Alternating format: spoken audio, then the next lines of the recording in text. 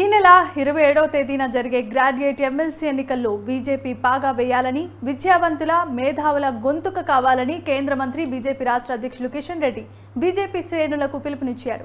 భువనగిరి స్థానిక వివేరా హోటల్ ఏర్పాటు చేసిన గ్రాడ్యుయేట్స్ ఎమ్మెల్సీ ఉప ఎన్నికల సన్నాహ సమావేశంలో ఆయన పాల్గొన్నారు.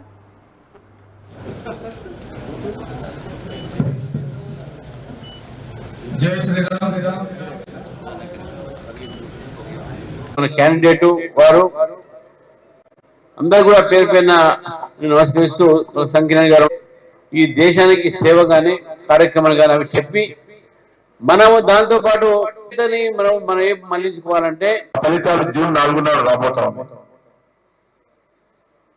మంచి వాతావరణం ఉంది. ఎందుకంటే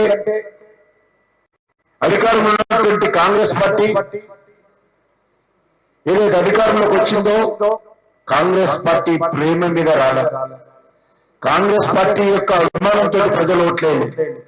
కేసీఆర్ పోవాలి, కేసీఆర్ పేరు వెలుగుడ కావాలి, కేసీఆర్ కుటుంబ పెత్తనం పోవాలి, కేసీఆర్ అవినీతి పాలన పోవాలి, కేసీఆర్ అహంకారపూరితమైనటువంటి పాలన పోవాలి, కేసీఆర్ అక్రమ పాలన పోవాలని ప్రజలందరూ కూడా రోజు మరి కాంగ్రెస్ పార్టీ గ్రామీణ ప్రాంతాల్లో కాంగ్రెస్ పార్టీని ఆదరించారు.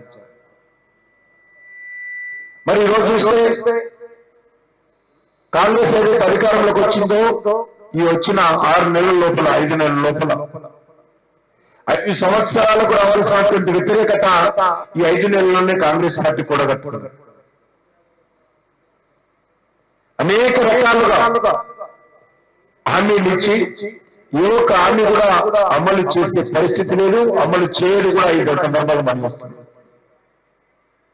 వచ్చేటువంటి ఏ ఎన్నికలైనా కూడా అది కాంగ్రెస్ వ్యతిరేకంగానే ఉంటాయి ప్రజలు. ఎందుకంటే అనేక రకాల హామీలు ఇచ్చి ఈరోజు ప్రజలను మధ్యపెట్టి అధికారంలోకి వచ్చిన తర్వాత ఈరోజు హామీల గురించి అమలు చేసే పరిస్థితి లేదు.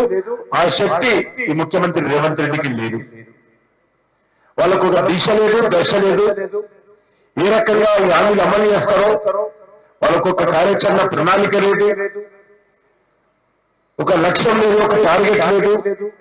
గుడ్డెద్దు చేలో పడ్డట్టు ఈరోజు కాంగ్రెస్ పార్టీ ప్రభుత్వం తెలంగాణను పరిపాలిస్తారు. ఇది చాలా తెలంగాణ రాష్ట్రానికి రానున్న రోజుల్లో నష్టం కలిగించేటువంటి పరిస్థితి ఈ రోజు